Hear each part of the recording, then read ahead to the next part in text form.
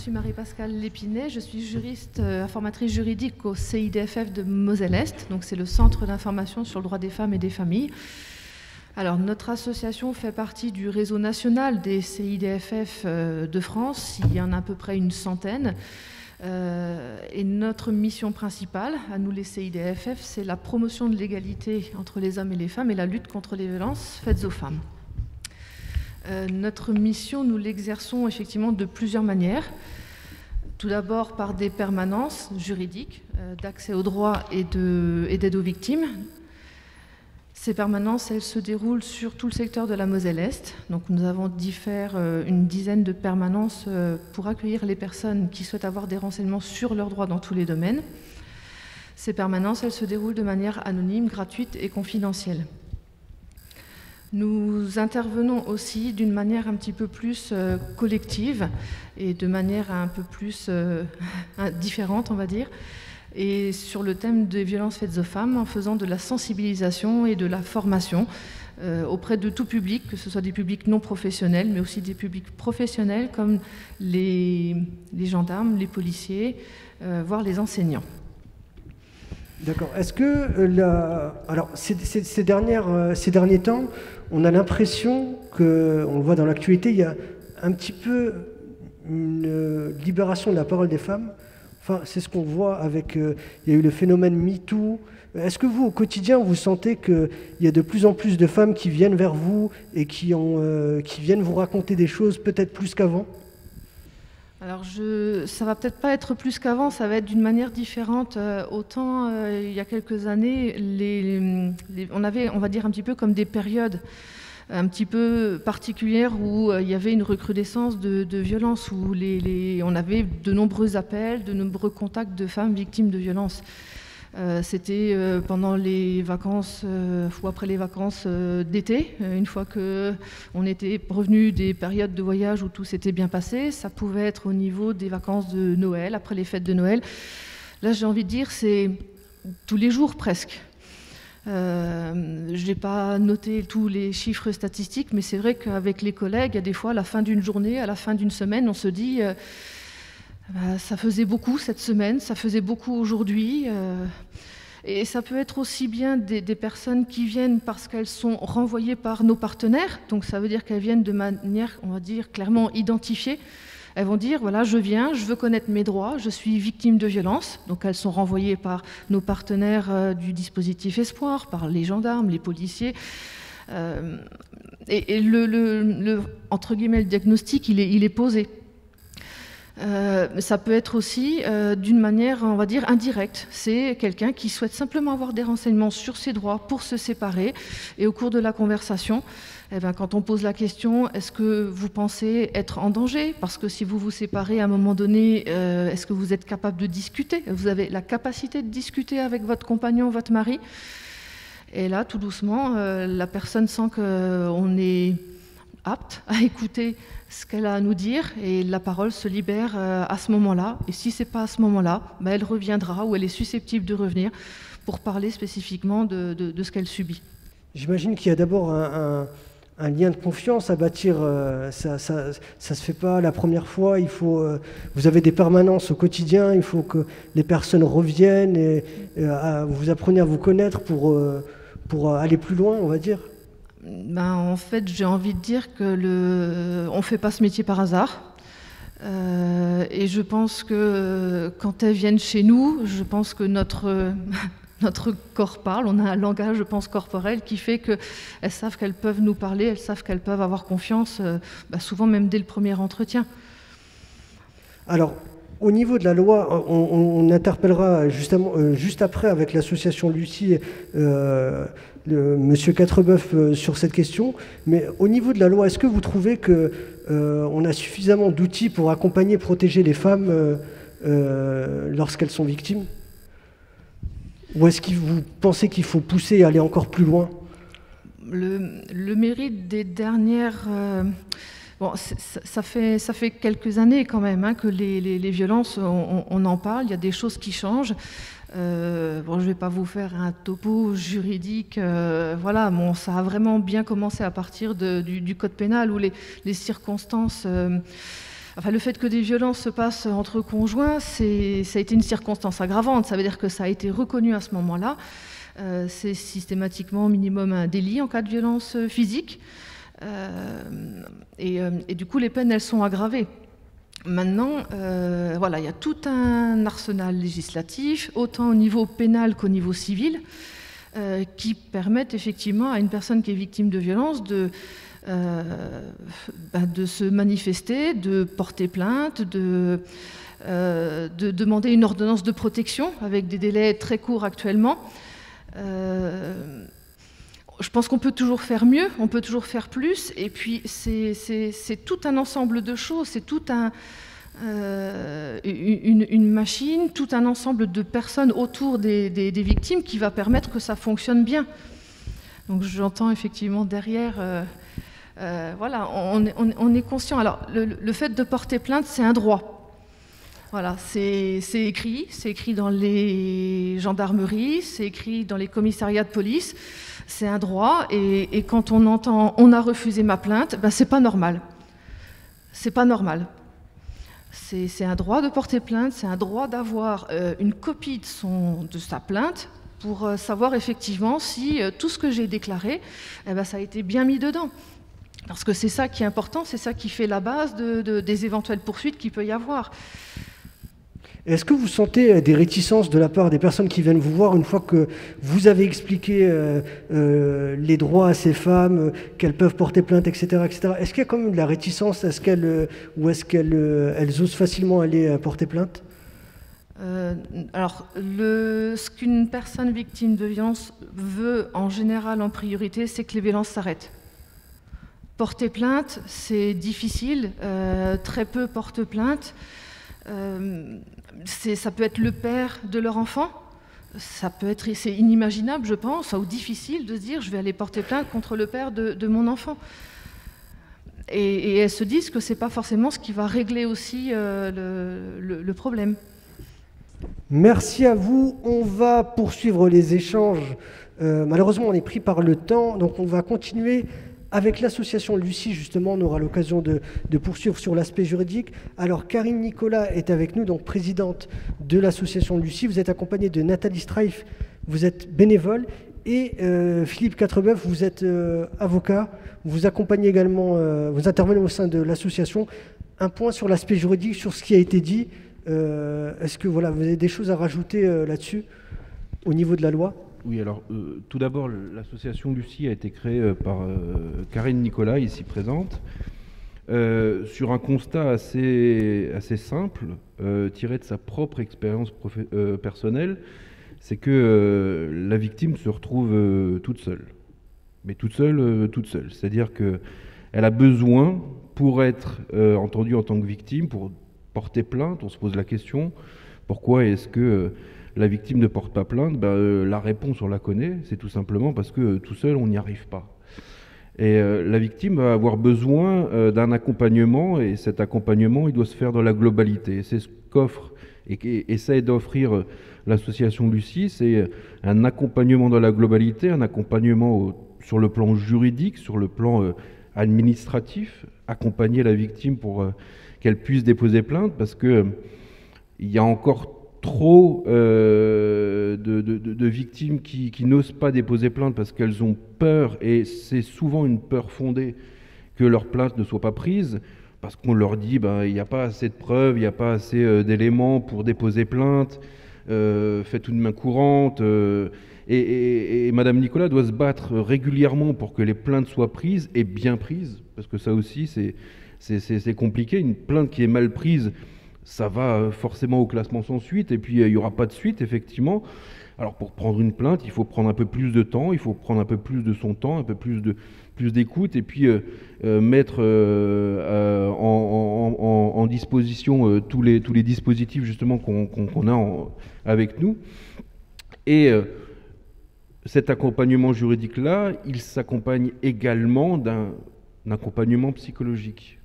C'est-à-dire qu'il y a des psychologues qui sont là au sein de l'association pour aider la personne, pour aller mieux, pour verbaliser, pour parler, pour être suivi, parce que lorsque vous avez une catastrophe naturelle, lorsque vous avez un crash, lorsque deux tours s'effondrent, il y a des cellules psychologiques qui sont mises en place, mais lorsque vous êtes victime de violence, il n'y a rien pour vous, ou alors c'est à vos frais, ou alors et la victime ne sait pas quoi faire. Et puis encore dernier élément, c'est l'accompagnement social, parce que pour que la victime puisse se dire, voilà, je dépose plainte, je mène ce combat qui est long parfois, qui est difficile, eh bien il faut aussi qu'elle soit dans les meilleures conditions.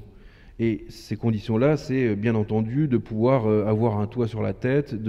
Alors également, l'association Lucie est en partenariat avec beaucoup d'intervenants sociaux, notamment des bailleurs sociaux, et l'activité de l'association est malheureusement grandissante. Il y a de plus en plus de personnes qui, parce qu'elles connaissent l'association, parce qu'elles connaissent, elles ont eu vent de cette association qui les aide, eh bien elles font appel à l'association, et puis effectivement on se retrouve submergé de demandes, et la demande, ça c'est que la partie émergée de l'iceberg, parce qu'il y a encore toutes ces personnes-là qui ne connaissent pas l'association ou les associations, qui ne savent pas vers qui se tourner. Et voilà, l'objectif de l'association, c'est celui-là. Alors après, au quotidien, on se rend compte effectivement que, comme je l'ai dit, il y a des difficultés encore. Je pense que les outils légaux sont là. Il y a assez d'outils légaux pour que la situation puisse être, on va dire, une situation normale. Maintenant, il faut avoir la volonté de les appliquer, ces outils légaux. Parce que la justice, d'une manière générale, hein, je parle de la justice, police, gendarmerie, procureur, magistrat, avocat, on fait tous partie de la justice.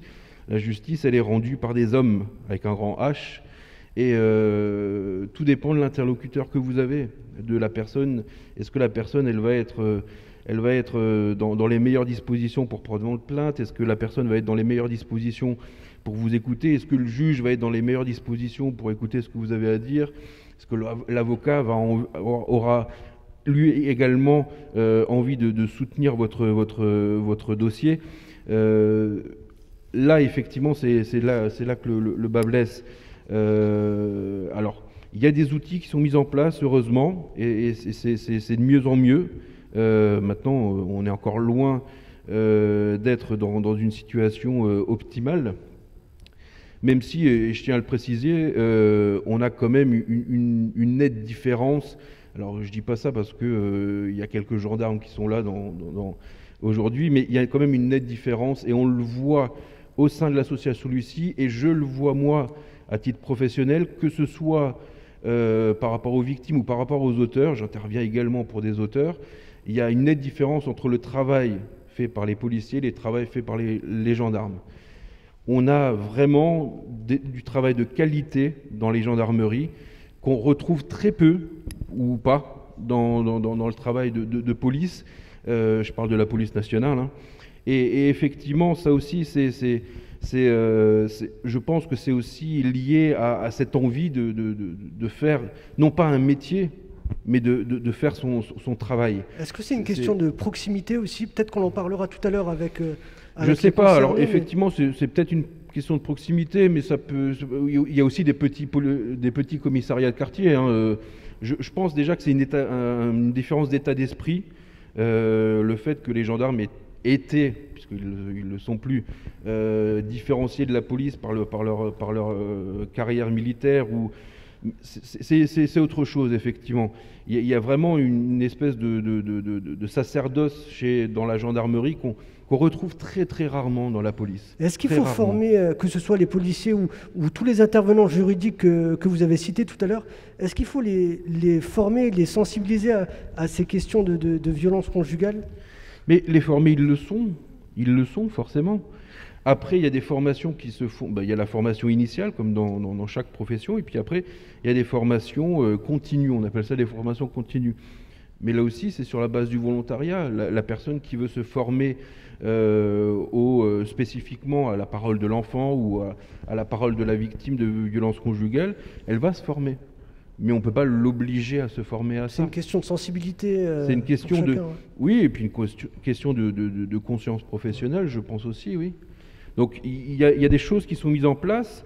Maintenant, effectivement, l'association bute parfois sur des points tout à fait spécifiques et tout à fait matériels. C'est de trouver des intervenants qui vont aider à trouver un logement d'urgence, à trouver une fois qu'on a le logement, il faut le meubler un petit peu, ce genre de choses. Et là aussi, c'est une question de sensibilité ou tout simplement une question, encore une fois, je vais appeler ça de la conscience professionnelle. Il y a des communes dans lesquelles ça se passe extrêmement bien. Et oui, je profite de la présence du maire de Folgevillers pour citer cette commune-là en exemple, parce que on a été reçu dans le cadre de l'association Lucie très rapidement par monsieur le maire. Beaucoup de choses ont été mises en place, de la disposition de locaux, des logements d'urgence, du relogement, et il y a une vraie sensibilité de la part de monsieur le maire et de son équipe municipale, ce qui montre que c'est possible. C'est possible d'avancer, c'est possible d'améliorer les choses. Il faut juste le vouloir. C'est important de travailler ensemble. Ça revient un petit peu avec le témoignage de madame dans la salle qui disait qu'on avait besoin des élus, des associations, des structures. Il faut mettre tout le monde autour de la table. Une association sans les élus, elle ne peut pas fonctionner parce qu'il lui faut des locaux, il lui faut des moyens, il lui faut de la communication, il lui faut aussi le soutien des élus. Et si tous on arrive à fonctionner ensemble, ça ira 100 fois plus vite. Ça, c'est une certitude. Merci. Et voilà, l'association sert à ça, à essayer d'accompagner. C'est vraiment un accompagnement de la victime qu'on essaye de faire le plus global possible, de A à Z, et même après, parce qu'effectivement, comme il est dit, ça ne s'arrête pas à la décision de justice. Il y a encore besoin après d'un autre accompagnement, mais en tout cas, l'objectif, c'est ça, c'est de montrer aux personnes qu'elles ont des outils qui sont mis en place et de les aider à mettre en place ces outils-là. Merci à vous. Une petite question pour Madame Nicolas. Est-ce que vous vous attendiez à autant de travail au moment où vous avez créé l'association ? Alors autant de travail, non, pas forcément. On voit effectivement une augmentation, la parole des femmes se libère, donc on est de plus en plus saisis, effectivement, comme le disait Philippe. Mais la grosse difficulté que je n'imaginais pas, c'est effectivement ce bras de fer avec les forces de l'ordre pour qu'une plainte soit prise. Donc c'est le côté le plus épuisant, en fait, que je peux constater moi au sein de l'association. Donc je tiens à féliciter et à remercier sincèrement monsieur le commandant Simon et le major Simon, qui sont les représentants effectivement de la gendarmerie et d'une véritable mobilisation. On nous dit 100% des plaintes prises selon madame Schiappa. Franchement, on n'est pas loin. On les sent derrière nous. C'est un véritable soutien, une véritable implication de la gendarmerie, clairement. Par contre, c'est un combat au quotidien, un véritable bras de fer donc, par rapport aux forces de police et au secteur police, comme le signalait Philippe. Donc autant de travail, non. Cette difficulté, je ne l'imaginais pas. Je ne pensais pas me battre contre des choses qui sont déjà établies et qui sont existantes, malheureusement. Et je n'avais pas à l'époque, parce qu'il disait que ça partait effectivement de mon histoire personnelle, oui, mais je n'avais pas vu tout ce versant en fait social. Donc je tiens à remercier de tout cœur l'OJS et Madame Moyemont, qui est systématiquement mobilisée avec moi pour trouver la meilleure des solutions pour un relogement rapide. Voilà, et CDC Habitat également, que je ne sais pas s'ils sont là d'ailleurs, que je remercie effectivement pour tout le dispositif relogement d'urgence et appartement d'urgence. Merci Madame Nicolas. Et je voudrais encore rajouter par rapport effectivement à nos élus locaux, c'est vrai qu'on compte sur vous. Donc je vois qu'il y a Emmanuel Schuller qui nous a aussi ouvert sa commune, où il y a des permanences effectivement sur la commune de l'hôpital. René Steiner aussi. J'ai une permanence qui s'ouvre sur Morange également. mais vraiment la personne que je veux mettre en avant aujourd'hui et la commune, et je réinsiste suite à Philippe, c'est effectivement la commune de Folchevillers, Didier Zimny, où effectivement on a nos différends, on a nos caractères, mais on a un objectif commun, c'est Lucie, et c'est la lutte contre les violences conjugales. Donc toutes les promesses de la commune de Folchevillers ont effectivement été tenues. Merci à vous. Et je tiens réellement à les remercier. Merci à vous et bravo pour votre travail au sein de l'association. On peut peut-être vous rejoindre s'il y a des bénévoles qui veulent s'investir, ou alors j'imagine que voilà, on parle souvent vous l'avez même cité, le manque souvent de moyens. Donc on peut vous rejoindre, vous soutenir s'il y a des gens dans la salle. Comme Nathalie, bon, je ne sais pas si tu veux parler de ton histoire, Nathalie, mais comme Nathalie nous a rejoints, comme Jessica est présente dans la salle et qui fait partie aussi des bénévoles qui se mobilisent au sein de l'association, donc conseillère municipale aussi d'Emmanuel Schuller. Donc on voit qu'effectivement les politiques sont devenus apolitiques, et c'est vrai que la cause de lutte contre les violences conjugales est apolitique, doit rester apolitique, et que les divergences politiques et les différents politiques, on les laisse de côté, quoi. C'est une lutte d'hommes, de femmes pour une cause, et une cause qui est noble. Et on a besoin de vous, les politiciens, on a besoin de vous, les élus, nos communaux, pour effectivement qu'on puisse se mobiliser davantage et qu'on puisse entrer dans vos communes et nous donner la possibilité de nous engager dans vos communes. Et aujourd'hui, ce n'est pas le cas. Parce que je vois les élus, je les ai invités, vous les avez invités, beaucoup ne sont pas là, et pourtant on a été touchés très récemment, et c'est pour ça aussi que je suis un petit peu dans l'émotion ce soir, à Folquemont, par le féminicide de Valérie, que je connaissais personnellement. Et malheureusement, je ne sais pas s'il y a des représentants de Folquemont ce soir. Donc, venir aux marches blanches, portant votre... et c'est pas méchant ce que je vais vous dire, votre écharpe bleu, blanc, rouge. Oui, vous avez raison d'être là, mais vous êtes là trop tard. Et cette écharpe bleu, blanc, rouge représente quoi? Nos principes constitutionnels, nos principes fondamentaux, nos principes républicains. À savoir quoi? Le droit à la vie, le droit de vivre. Donc vous, élus, je vous demande et je vous supplie d'agir en amont, et pas quand c'est trop tard, sur le perron d'une église, quand la personne est dans son cercueil, et pas lors d'une marche blanche. Voilà. Merci Madame Nicolas. Merci à vous, bravo pour le travail avec l'association Lucie. Donc n'hésitez pas à prendre contact si vous voulez intervenir.